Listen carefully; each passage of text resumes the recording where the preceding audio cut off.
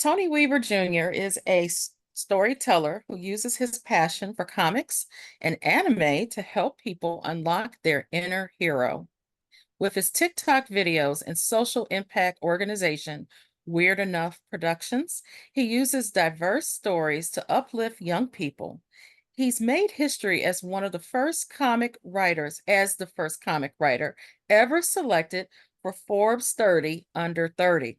Woo woo! His work has attracted coverage from CNN, NBC, Huffington Post or HuffPost, the Mary Sue, and landed him honors from organizations such as Microsoft, Gucci, and Coca-Cola. Funko profiled him on the side of a pop figure box, and he's won the Ad Cover Influencer of the Year award. I want everyone to give our spotlight speaker, Tony Weaver Jr., a round of applause. Give him some love in the chat. Thank you for being here today, and you can take it away. Hello, friends. Can everybody hear me okay? Yes, we can hear you. I am super, super excited to share space with you all. I'm going to take a moment to let everybody get settled. See, virtual sessions are a little difficult in that way because I'm used to kind of being in person and feeling people's energy. So I'm gonna use the creative side of my brain to act like we are in a room together right now. I'm gonna imagine the vivid sounds of everybody's footsteps entering the room. Maybe somebody's eyes light up when they notice that my hat or the many anime and sci-fi references behind me. This is my real shelf, by the way. It's not a virtual background. I live here. This is the this is the environment that I choose to be in every day. If I had the privilege of joining you in person, I may see somebody that I know in the audience and get surprised because I didn't know they were going to be here. So I'm going to like imagine myself running up to them and giving them a hug before I get back to the front of the room and get started. Um, Now I'm going to take a look out at the crowd, see the faces of you all, my new best friends for the next hour. I'm going to take a deep breath. We can go ahead and get started.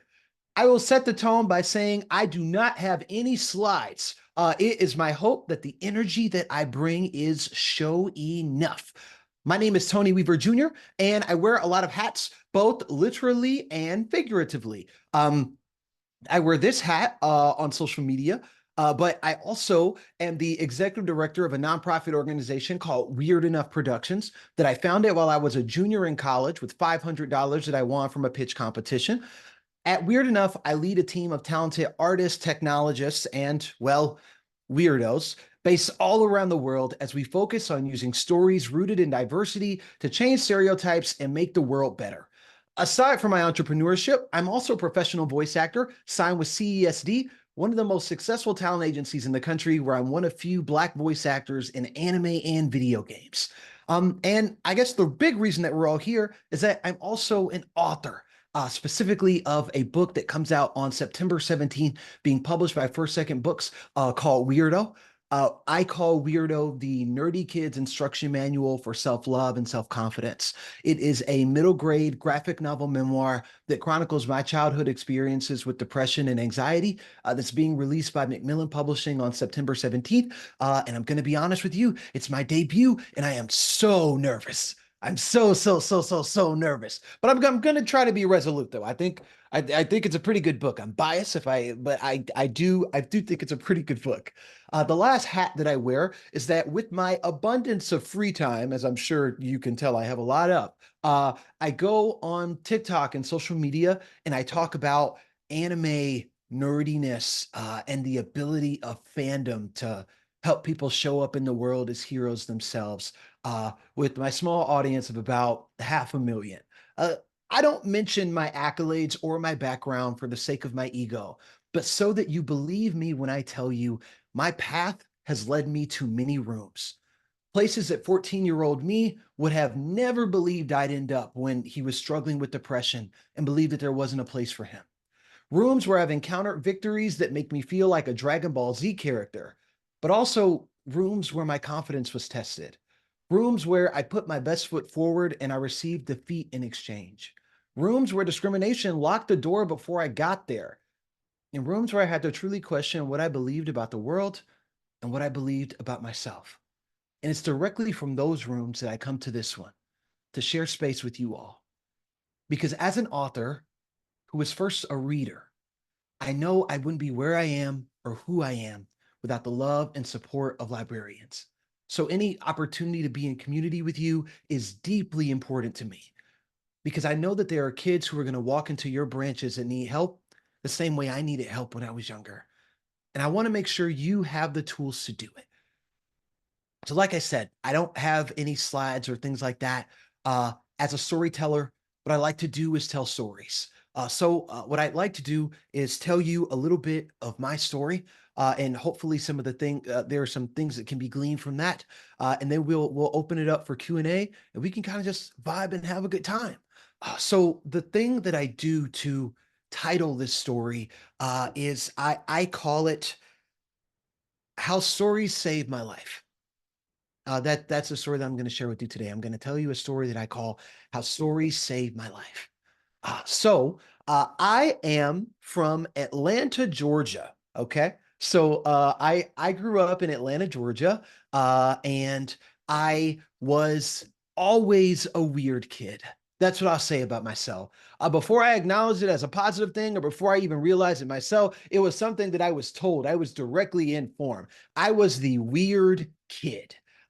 So I went to school in Atlanta, Georgia, and the thing that I normally start my talks with telling people to tell them a little bit about what type of student was I was in the principal's office every day. Now I'm going to look at the chat for a little bit. I would love if you participate with me for a little bit. Can anybody give a quick guess as to why I was in the principal's office every day? No wrong answers here. Weird, nerdy kid in the principal's office, talking too much, very much so. I did that. That's not what got me put in the office, but definitely talking too much. Bored, yes, entirely. I used to do that thing where I would take volumes of manga and I would hide them inside of the books that we were supposed to be reading, thinking that I was being like so smart and innovative, so smart and innovative that my teacher wouldn't notice. Um, how Angela? Oh my goodness. Okay. So this is actually the first time that someone has guessed exactly what's going on. Normally I ask this joke and I go around and I ask people, wow, well, what do you think I was in the principal's office every day? And the answer is that my mother was the principal. My good friend Angela here is the first person that is caught on to the joke. That is what it was. My mother was the principal. Now, everything that you all said, all those things were true too. I was pretty bored, and since I was bored, I also lacked focus. And since I wasn't focused, I was spending a lot of time talking. And since I wanted to make friends, a lot of the characters that I identified with were comedic people, so I wanted to be funny. I was cracking jokes. I was doing all of those things, but I ended up in the principal's office every day because my mom was the principal. So my mom wasn't the principal at the school that I went to school at. However, since she was a principal, her phone number was a 3-digit extension at the front of every room. So where other kids will get in trouble and they say, "Hey, don't make me call your mom," and we have like that 45-second negotiation period and the time that it takes a teacher to type the phone number, I did not have that benefit because my mom was a quick boop boop boop. And Priscilla Weaver, let me tell you something. If she get a call and it's a call about me, she picking up that phone right away. She knew what the area code for my school was. That phone call popped up. My mom would be on the way. What would happen was I would go to school. My dad would pick me up and then drive me to my mom's school and drop me off. And I would sit either in her office or I would go bother the people in her media center. So I tell people I grew up spoiled because I had two librarians. I had my librarian and I had the librarian at my mom's school. So I had two people that I got to that I got to hang out with. Uh, however, I bring up this story to say that I grew up in a family where education was really important. My parents got married right after high school and firmly believed that education was the way that they would move forward. So my father, with his high school diploma, went and worked full time to put my mom through her undergrad, her master's, and her PhD because he wanted to make sure that my mom had access to the educational opportunities that she wanted to have. And my mom knew that education was the way that they could create a better life for their child. About 7 years after they got married, I appeared, and all I wanted to do was watch cartoons. But my parents said, "Oh no, we have plans for you. we've we've been preparing for you to get here." So my mom was very focused on making sure I had access to the strongest education opportunities possible. So the way that that looked was that I would get moved from school to school a lot because different schools had different levels of resources. So I go to school and I come back home with all A's and I tell my mom, all A's, right? Yeah, we're good. You're good. You feel good. And my mom would go, you're doing well. I just don't feel like you're being challenged enough. So I get moved from a traditional school to a gifted program. And I come home with all A's. Good. And my mom's like, good, but I don't feel like you're being challenged enough. So I get moved from the gifted program to the high achievers program. And I'm like, please, this is my third school in the last 2 years. Please, good. And my mom's like, good, but I don't feel like you're being challenged enough. So I get moved from a gifted program to a magnet program. My mom was so focused on making sure that I was academically challenged that I went from being at a predominantly Black school about 15 minutes away from my house to a school where I was one of the only Black students that took me 2 hours and three buses in Atlanta traffic to get to every morning each way. And at that school, I was certainly challenged, but the challenges that I dealt with weren't necessarily academic ones. See, for me, growing up, seeing all of these characters, I admired them and I wanted to be like them. Uh, and the thing about young people is that when they admire characters like that, the way that we treat it is a little different depending on how old they are. So if you love Batman and you're 4 years old, it's like, wow, buddy, that's so cool. That's nice. If you're 14 and you love all of these things, it start to look at you a little sideways. Start to, you still reading those? You still watching that stuff? There's nothing else you want to watch? Is that you're into that? Wow, Tony is really into that stuff. So the moniker of weirdo kind of got put on me just because I was being who I am. Now, the thing is, I didn't want to be weird. I wanted to be like these characters that I admire. I thought about Ash from Pokemon and how cool it was that he got to travel the world with his friends, exploring and trying new foods and catching new Pokemon. I wanted to be cool like Ash and make friends with a lot of people. But instead, it was really hard for me to connect with others. I wanted to be strong like Batman. However, that strength was tested because, due to my hobbies, I was bullied constantly. I wanted to be smart like Robin, but ultimately, even though I was moved around from school to school because I was performing so well academically, uh, I ended up in rooms with teachers that weren't trained on how to teach and support Black kids. And the level of weird and the level of uniqueness that I brought to the table was something that my teachers doubted and didn't know how to deal with. Uh, so I'm at this school. I'm struggling to fit in. I'm dealing with a significant amount of bullying and racism from my peers. But ultimately, the thing that brought me to a breaking point was a situation that I had with one of my teachers. My teacher assigned me a paper, and the specific thing, in my opinion, this is where she messed up. She said that for a paper we could write about any subject that we wanted to write about, it just had to be 5 pages long. And I heard about that and I got really excited. I don't know if you can think of an opportunity where you've been given an assignment and you go, oh, you got the right one.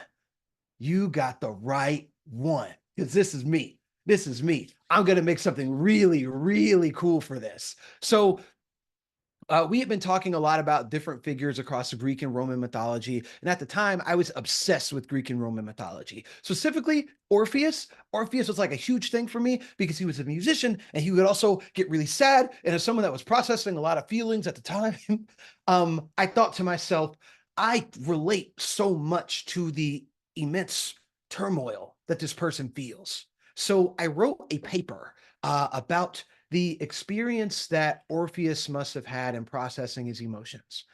To me, that paper gave me the opportunity to put words to some of the feelings that I hadn't necessarily got to talk to anybody about yet. Um, to me, that paper was in many ways a cry for help because as a child, I am writing to you as best that I know how that I am in this immensely dark place. So I submitted the paper and I was really proud of it. I was really happy about what I was able to make. And for me, I don't know if you all experience this with the young people that you work with, but when a young person works on an assignment and they're like into it, they kind of flip the script back on you, waiting for you to grade it. So my teacher would come in and I go, "Hey, you grade our papers yet?" No. Take your time, take your time, take your time. I know that my genius is a bit to parse through. Okay. Take your time. Take your time. You grade the papers yet? Listen, I know. Like, listen, I know that my paper was great, but everybody else, I don't know. It might take a little time to get through theirs. So I get it. I understand. But I'm here. I'm here when you're ready. I remember my teacher walking back into the room with that giant sack of papers and being so excited about what grade I was going to get. She began to walk around the room and put papers on everybody's desk. And when she got to me, she does that thing that you never really want somebody to do when they're handing a paper back to you. You ever have that moment where somebody gets to you and they're going to hand you the paper, but instead of handing it face up, they kind of fold it. They do the little, they like fold it face down a little bit, slide it on the desk.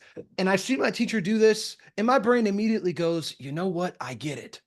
I get it because everybody else did really bad, and I got like a perfect score, and you don't want them to be upset with me because of how well I did. Honestly, how social emotionally cognizant of you. Truly. This is great. This is great. This is great teaching that you're doing because I know that my grade is amazing. I flip over my paper looking for this grade, and instead of a grade, what I find first is a question in red pen. Did you write this? Second, I find a sentence. Plagiarism is wrong. And then I find a demand. Speak to me after class. I met with my teacher after class that day and tried my best to explain to her that I wrote the thing that I wrote. It was mine. It was something that had come from my brain, from my heart. And for her, she didn't think it was possible that I had made the thing that I made. And at the time, Chat GPT wasn't even a thing. I didn't even have like an AI thing that I could cheat with. All I had was that like paperclip in Microsoft Word where he's like, "Do you need help with something?" And I go, "Yes." And he goes, "I can't help you with that." Uh, there wasn't even there wasn't any logic model that I could have used to plagiarize his paper. And in that moment, my brain went to an immensely dark place because my teacher, who is the person that I'm supposed to be impressing, didn't believe that I was capable of creating what I made. Uh, and it started a very troubling line of thought and thinking for me because my parents care a lot about education. And my teacher, in many ways, represented that system. So what I told myself was, I've been moving around so much trying to get to a point where what I am doing academically is something that's accepted. And this woman, who is inherently supposed to be the arbiter of whether I am satisfactory or unsatisfactory, has made it resoundingly clear that she does not believe that I'm capable of creating the things that I make. I told myself, listen, Tony, if you go to one school and you have a problem, that's one thing. But if every school you go to, a problem pops up, if you can't make friends anywhere, the common factor among all of this is you. You're the problem. And I started to look at myself through that lens. Every day when I would wake up and decide how I wanted to get dressed, it was not, what do you want to wear today? It was, what won't draw attention to me today? What What will make me acceptable today? What will make people love me today? I entered a space of darkness. And eventually, the narrative that I wove for myself told me that all these problems would be solved and that the world would be better if I wasn't here. So while I was in the seventh grade, I attempted to end my own life because I didn't feel like who I was as a person had value. And I thought that by me not being here, my parents would be happier because they wouldn't have to stress about whether I was going to be successful or not. My teacher would be happier because she wouldn't have to figure out if I wrote something or not. The other kids would be a lot happier because they wouldn't have to deal with me being weird all the time. I made an attempt because I immensely felt like I was by myself. And ultimately, I wasn't successful. After my attempt, I sat in the darkness until someone in my community noticed that there was something going wrong with me. Every day, my cousin, who was going to the same school as me, was one grade higher, watched the light drain from me. And at one point, she's asking me like, "What's wrong? What's wrong? What's wrong?" What I told her was, "I I don't want to be here." And she's like, "Listen, school's difficult. I understand it gets annoying sometimes. Teachers give crazy assignments." And I'm like, "No, I don't want to be here." And to see me in pain like that shook her. What I tell people is that in that moment of darkness, when I didn't have friends and I didn't feel like I could speak to my parents, the thing that saved me was stories. All these books that you see behind me saved my life.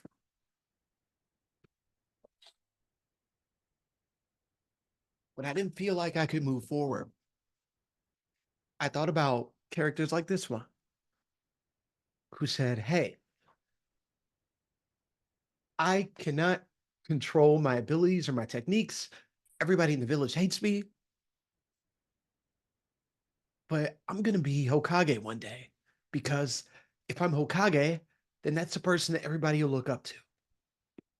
I think about stories like this one, where our main character has a goal that he feels profoundly unequipped to accomplish, but instead of giving up, he decides that he is going to move forward and persevere. Stories like that gave me the little bit of a push that I needed to continue moving. But I didn't feel like my life had value. When I couldn't love myself, these stories did it for me. And they were able to keep me safe just long enough for the people in my community to catch on to what was going on. So the way that the chain of communication goes is that my cousin tells her uncle tells my dad, or my uncle tells my dad gets off work, and I get that call on the overhead announcer that's like, "Please send Tony Weaver Jr. to the front office for early dismissal." Um, and when I get home, I hear my mom in tears uh, on the phone with the representative from the suicide hotline saying, "He said that he tried to kill himself. I just want to help him. I just want to help him." And I remember my mom's voice very deeply and vividly in that moment because I thought that she was disappointed in me. I thought that she was going to be very unhappy with me. But the moment I communicated that I was in pain, that I needed support, uh, my mom's immediate thought was, "I don't care about these grades. What I care about is you." Uh, One moment, I'm sorry. I normally don't get choked up like this. I swear. It's a positive story. This is a positive time. We're spending time together. It's a good thing. I didn't even bring tissue because I was like, "This is fine. I'm gonna be okay." But my mom immediately takes me out of that school. She puts me in a smaller school, much closer to home. She gets me in therapy. She comes to therapy with me. Both of my parents do. And I get the opportunity to rebuild myself from scratch. I get the opportunity to establish a positive sense of self-love for myself in a way that is not rooted in anybody else's perceptions or acceptance from anybody else. I'm gonna get some tissue. One moment. I'm sorry.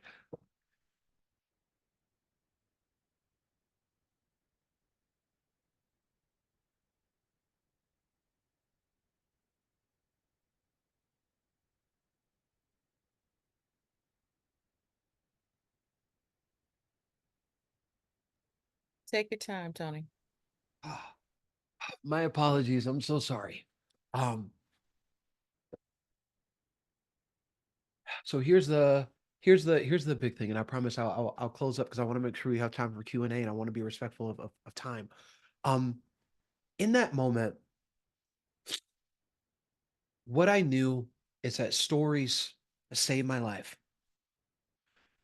And when I got that help from my parents reached out to me and they said, I love you regardless of what's on your report card. I just want you to have a life that's better than the one that I had. And I don't think I went about explaining that to you the right way. When I had that moment, the promise that I made myself was that story saved me. So as soon as I get the opportunity, I'm going to use stories to save other people. I didn't know exactly how that opportunity will pop up. I trained for 8 years at the Tupac Shakur Center for the Arts. I was a part of the youth ensemble of Atlanta, and I went to school at Elon University after graduating salutatorian of my high school class with the intention of getting a degree in acting and really giving Michael B. Jordan a run for his money. That was my thing at the time. When I started college, I was like, Michael B. Jordan, count your days. I'm on my way. However, during my first year of college, I had an experience that brought that promise back to light. I was volunteering at an elementary school and mentoring an African American male fourth grader named Nazir. And when I spoke to him, he told me about all of his favorite superheroes and cartoons. We were supposed to be talking about curriculum stuff when I met with him every week. I was supposed to be tutoring. But what Nazir told me was that he valued the time that we had together because I was the only person that looked like him that he got to talk to about this type of stuff. Just like I was the only one of the only black students in my class, he was the only black student in his class. And when I spoke to him, he told me things that broke my heart.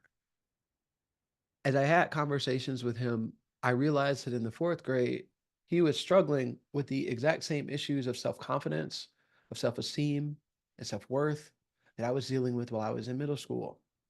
And it was in that moment that my promise came back to light.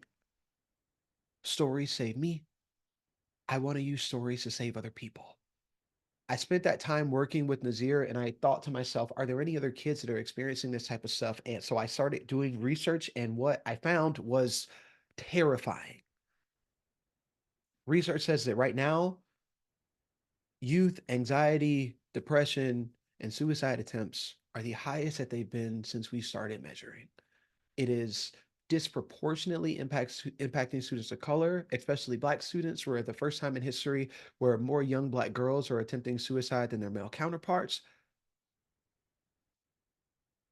I see a generation of kids who are in the dark, that are struggling with a significant amount of weight and difficulty when it comes to loving who they are and identifying the things that they bring to this world. And as someone who has dealt with that darkness before, I feel like it's my responsibility to go in there, to extend a hand, to be a light. And I spent the better half of 3 years prior to the pandemic running myself ragged, going from school to library to after school program to community center to church program to help kids love who they are. And when COVID happened and school shut down, and all those difficulties pertaining to mental health disparity started to skyrocket more, I felt paralyzed. I knew that kids needed support, but I was trying to figure out what I could do because I couldn't go and meet them and share my story. And then it kind of tapped me on the shoulder and said, hey, when other people share their story with you, they didn't have to be there in person with you. All you needed was a set of pages. So I grabbed a notebook like this one and I started writing all of the things that I wish somebody told me, all of the stuff that I wish somebody had tapped me on the shoulder and said when I was struggling with self love and struggling with my identity. And the result of that is Weirdo, a book that I hope is a helping hand for every person on their journey to self actualization, for everyone on their journey to self love, so that they can love what they see when they look in the mirror. What I say in Weirdo is that everybody is weird. The question is, do we have the courage to show up in the world as our weird selves? Because when we do, we create space for everybody else to embrace the things that make them weird and that make them different. So that's my story about how stories saved my life. And now, as an author, I get the privilege and opportunity to tell stories that hopefully will save other people. And I know that as librarians, every day you all see firsthand how stories are impactful and can support people in their mental health. I'm deeply grateful for you and the work that you're doing and the way that you show up in communities. And it's my hope that Weirdo will be a tool for you to support the people that you care about so that when that young person comes into your branch, you can look at them right away and go, I have a book for you.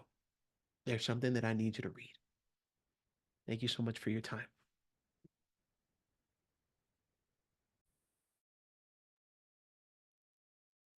Oh, Tony, eh, everyone, please take a moment and give Tony some love in the chat, please. Tony, I want you to look in the chat and I want you to know that you are loved. And we appreciate you because not just because who you are, but also because you recognize that the same struggles that you were experiencing still prevail today with kids. We don't have many people that will take that next step and say, I'm going to do something about it. And you've decided that this is how you're going to contribute and help. And this is what we need as librarians. We need tools, as in your book, Weirdo, to help us to support our students better. I can't wait to get your book in my collection. I don't, and I think everyone else in the chat is saying the same thing, is that I cannot wait to get your book in my collection. I teach middle schoolers, sixth, seventh, and eighth graders, and they struggle. And I see kids that are different, that have been moved from city to city because they're military kids and they have a hard time fitting in. And we need more adults that work in our buildings that are more empathetic and more observant to the challenges that our kids are having. I know how you feel when you get that graded paper and it's turned down. That's the most defeated feeling. That was Yeah. me growing up. That was my story. Ooh, okay. I know that there is a lot of questions in the chat. Um, we're gonna do something a little different this time because I think that people want to engage with you. Um, if you have, if you would like to ask a question, can you use the raise hand button and I will call on you? I've taken everybody off mute. And what I will do is call on you so you can ask Tony a question. So let me go to the gallery. I see Carissa Smith. If you can unmute. Or either I can unmute you. Go ahead, hon. Uh, who do you think is the best Joker and who do you think is the best Batman? You mentioned Batman as one of your Wow. influences. I know it's a less serious question, but being a nerd and having my opinions, I'm really interested to hear yours. So I think Mark Hamill just does a really good Joker. I think I when I think of the Joker, I think of his voice. That is So correct. I gotta give it to him. Best Batman. I am trying to remember who the voice actor is. My voice acting peers would be so mad at me. Um, I'm looking it up right now. When I think Batman, I think the Batman in the Justice League animated series. That's my that I want to say it. Is it Kevin Conroy? It is Kevin Conroy. Yeah. Kevin Conroy is who pops into my mind. There is a question in the chat, and we do have representatives from your publishing house here. Maybe they can Oh, also answer this question.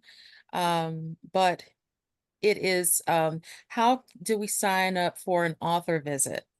Or have you been scheduled for author visits yet? so I am actively trying to schedule more of those. So I'm gonna put my email in the chat. My email is tony@weirdenough.com.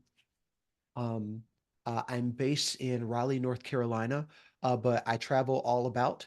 And for Weirdo, we are actively going to be moving like from uh the like basically up and down the East Coast as well as the West Coast. I have some stuff scheduled in Milwaukee, Wisconsin right now. Like I say all of that to say wherever you are, I will be there.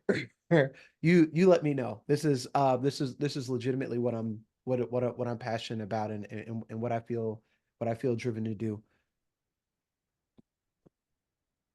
There's a lot of statements, and if you have a question, please use the raise hand button and I'll call on you. But what until then, a lot of people are saying the same thing, which is thank you so much for being brave enough to share your story with us.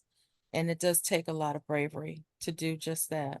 My only apology is that I fell apart a little bit. I do this in person, like in the room full of people, and I can normally keep it together. I don't know what it is about I don't know what it is about today that kind of had me struggling a little bit. It's not my intention to bring the energy down. One of my close Mhm. mentors, Jason Reynolds, he read Weirdo, and in the blurb that he gave, he said that it was a blinding light of a tale, and that is what I aspire to be. I want to make sure that we all leave here feeling positive and empowered. Your book is released on September 17th. Yes, And already we have some people that are said that they've gone on and purchased the book. They're ready for it I'm to be grateful. released. I'm Yeah. grateful deeply. As a debut author, those pre-orders are even more important, like especially important. Oh, they definitely are. They definitely are. Can you tell us a little bit about your illustrator that you worked with and the experience of working with an illustrator? So I work with a set of twins, Jessica and Jacinta. They're based in Indonesia, and really fell in love with their style from the beginning. I think that they are master draftsmen. So I think that when you look at a comic, especially when you look at layouts, there's a difference between putting the panels on a page and laying those panels out in a way that's most conducive and cohesive for the story. And the twins do a wonderful job of kind of giving the book this kind of like kinetic energy. Really from page to page. One thing that we do, I'll spoil a little bit for you. One thing that we do that's my like big thing that I brought to the table is that every chapter has a color. So every chapter has a color. That color means something. And the color grading in the book changes based on my emotional state. So if we look towards the beginning of the book where we're kind of just meeting me, the colors look one way, but as things get darker, the colors look a different way. And I was really big with the twins about like I want because I really care about color. It's like I want it to communicate this thing. And they did a wonderful job of taking that directive and like really bumping it up to 10. Wow. Now I can't wait to get my hands on the book to see that color change. That's genius. That's actually genius. Anyone in the, I don't want to hog your time. Anyone in the chat have any questions that you'd like to ask? Just use the raise hand button. I think everybody's over on Amazon making purchases, Tony. I'm grateful. And I I'm know that grateful. you are speaking at the National Council of African American Librarians in New Orleans. Yes. So my session is virtual, um, and it's on Saturday morning. And Mhm. unfortunately, due to the crowd strike kind of shenanigans or that are happening with airlines, I am not going to be able to be in New Orleans in person. Unfortunately, my session will be virtual. I was actually really looking forward to attending that one, but unfortunately, the airlines it didn't pan out. But uh that session will be cool. I believe that one is about how to create a nurturing environment for weird and nerdy readers at your branch. Oh, definitely, definitely. And I noticed, of course, you love anime. Yes. And I'm sorry, Heather has a question. I was going to ask a question, but I'm going to let Heather come up first. Hi, Heather. Hi, Casey. Hi, Tony. I have greetings from Missouri. Your talk was so touching. I have two kids who love anime and manga, and so I grabbed my 15-year-old and said, "Hey, come watch." So she has a question for you. Yeah, I'm here. I'm here. Oh, Hi, I also realized my brain was a bit messed up when I was in middle school too. And my mother's a librarian, of course, so I had that experience. And I would always retreat into the library for support and everything like that. I just wanted to say how much I respect you for bringing out information about this as someone who has gone through a lot of that. And I respect you so much for that. And I want to say it's so amazing that you are doing this as an author and as a person.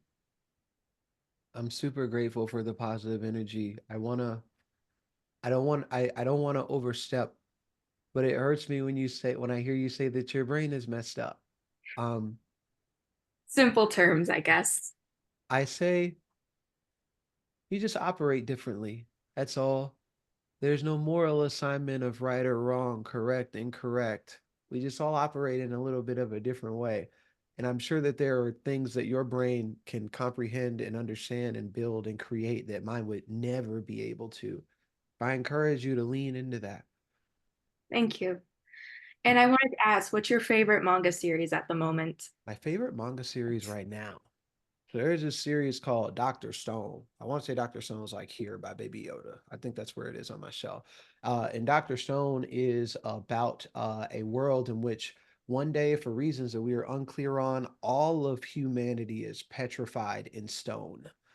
2,000 years pass, nature takes over, and our main character, Senku Ishigami, who is a science whiz, frees himself from the stone.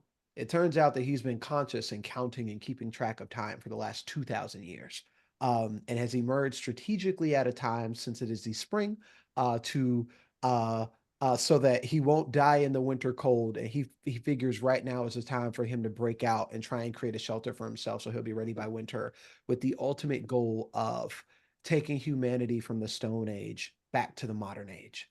And I think Dr. Stone, to me, it positions science as the sum of human curiosity and development.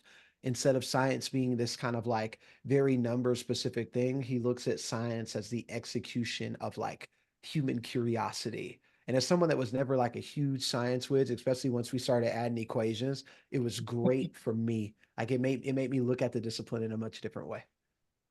That's really cool. As a science geek myself, I will definitely have to check that out. Thank you so much for sharing your story too. thank you. Yeah.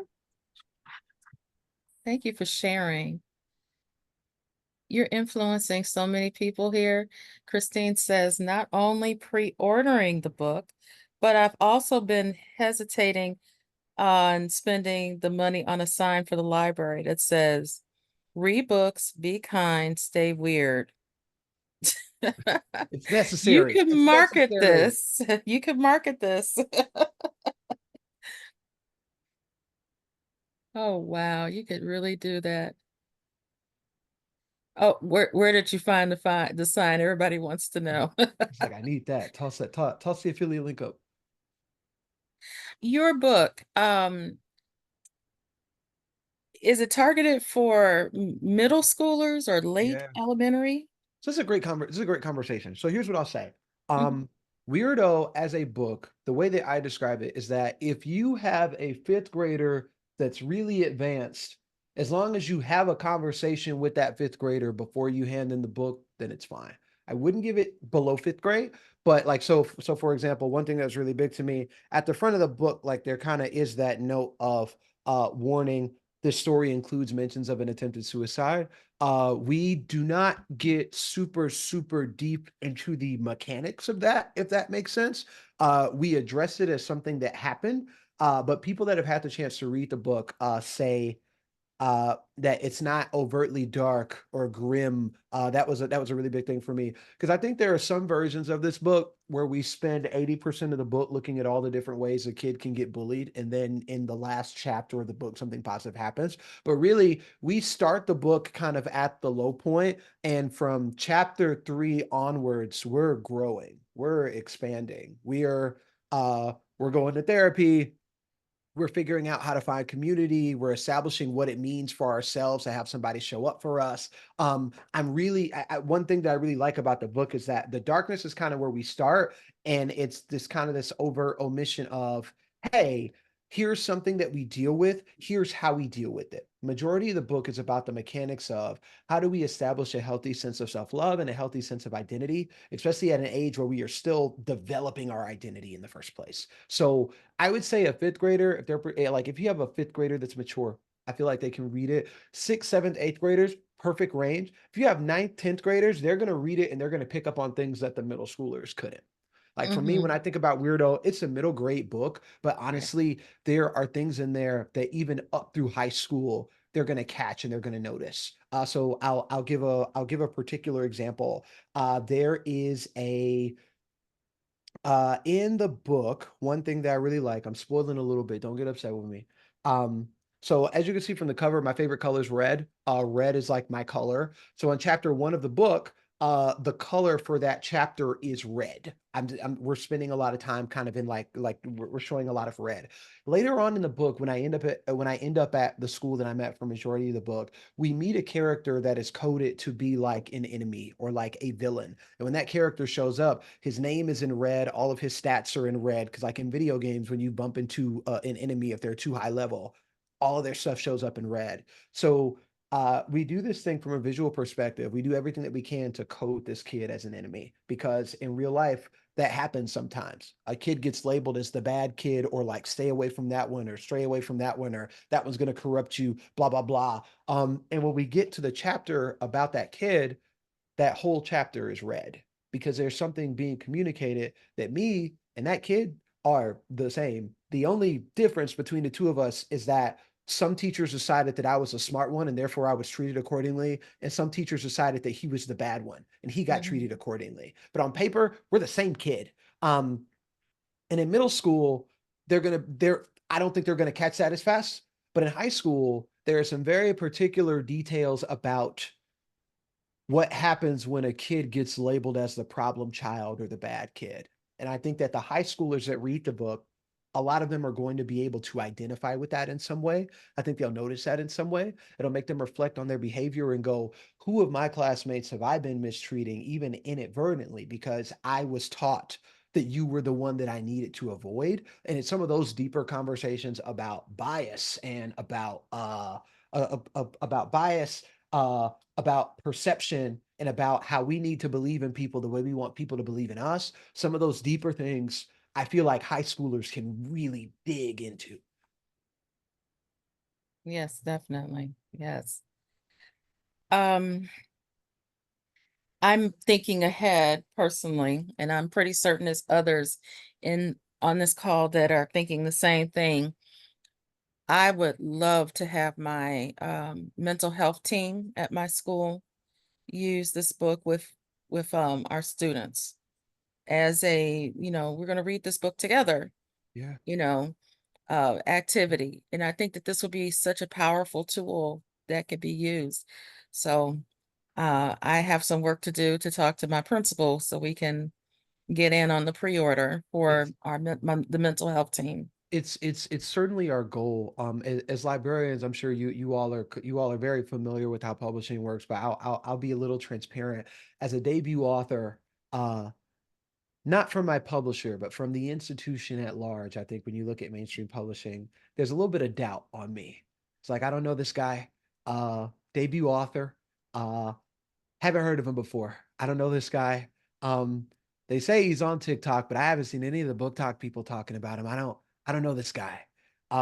And I've kind of experienced a little bit of doubt where certain distributors are saying, we're not going to stock the book at launch. We'll see how it goes. And then depending on how it goes, maybe I'll order some copies. And for me, my huge thing is for the kid that's not in my network, that's not in any of your networks, that also desperately needs this help and support. I want that kid to be able to walk into a store and see the book on the shelf. And pre-orders are something that significantly impact that. Um, Mhm. I'll put my email in the chat one more time. But before we close, but what we're doing is that with my nonprofit, we have built a curriculum guide, activities, workshops, games that kids can play that are all kind of themed with the book, a kind of companion curriculum that we're making available absolutely free for people that pre-order. So we're kind of doing a lot to try and drive pre-order rewards and things like that. If you're interested in having me show up for a visit, since my mom was a principal, I know how to talk to the principals. So if you connect me with your principal, you say, "Hey, this young man needs to visit." I feel confident that we'll be able to arrange something that's going to allow me to come visit and maybe get some pre-orders in, and create a positive experience, because that's really what I'm trying to do. Well, just a little hint because your publishing people are here. Um, I certainly hope that you all will schedule a um, webinar very sooner than later, that's sponsored by Mac Kids, so that more people can be exposed to your work. You have librarians on this call that represent pretty much all the states, all the 50 states, and also internationally. In addition to that, many of them are library leaders, they're social media influencers. So I know that there's going to be a lot of talk about this on circles tonight. So believe you me, when a librarian loves a book, they know how to share it and say, hey, this is one you got to have in the collection. And this is definitely it. I'm deeply grateful for the chance to share space with you all today. It is humbling to be able to give back to a community that's given so much to me. And I just can't wait to hear what you think of Weirdo. Oh yeah. Oh yeah. We have before we close out, we do have one more question from Anne. Anne, would you like to unmute? Hi, thank you so much. Tony, a lot of school librarians can't order things unless they have a certain number of reviews. Okay. Do you have reviews in any book recommendation publications? So we have 2 star reviews right now. We got a Awesome. star review from Kirkus and a star review from Publishers Weekly. I was told that Kirkus is like the difficult one. That's what I've It been is. told. That Kirkus is the one that's a little aggressive. So we have 2 star reviews right now. I'm collecting them like the Dragon Balls. That's my goal anyway. I told my publisher, I was like, I'll be happy if I get 4, because if I get 4, then I can order the 4-star like Dragon Ball. And I'll put it on my shelf, and it'll be like my personal trophy. I can work with 2. Thank you so much. Yeah, we have some silly rules that we have to abide by, unfortunately. But we're librarians. We always find a way to get around Yeah, them one way or the other. yeah. Well, look, everyone, I want you to stop what you're doing because I know some folks are multitasking while they're listening. I want you to go in the chat. Please give Tony some love. This was a wonderful presentation. I learned so much about you, kind sir. I only see great things happening in your future. And when I call something, I call it and I stand by it. Okay. You always have a friend in all of us that are on this call. Okay. Thank you so much for your time. I'm gonna put my email in chat one more time. I'm so grateful for you all's energy, for the positive words and thoughts. I look forward to hopefully being able to visit, seeing pictures of you all with Weirdo. Thank you for giving me a chance to come into your space. And make sure that your publicist gets you booked with everybody take a screenshot while he's holding up the book. While I'm talking, make sure you come to AASL conference coming up, the ALA I conference. gotta write these You down. also have the Texas Library Association conference, and I saw Fame was in there. Fame was just the Florida Library Association conference. Okay. There's a lot of school library conferences that are around the country. Hey, look, you need to hit them all. And look, the other look in the chat. All the other state library associations are shouting you out there too. I'm So there's a taking lot all of these school down. library associations that are here, representatives. So I'm pretty certain they're going to be seeking you out, kind sir. Okay. I'm taking all these down. Thank you so much. All right, you take care. And we're about to do a raffle not only of your book, but also of gift cards from your wonderful publishing house. So if you'd like to stick around for that, it's always a lot of fun. But we understand if you have to run. But thank you again so much. This was definitely a treat. Thank you so much. You all have a wonderful evening All or right, be blessed now. afternoon.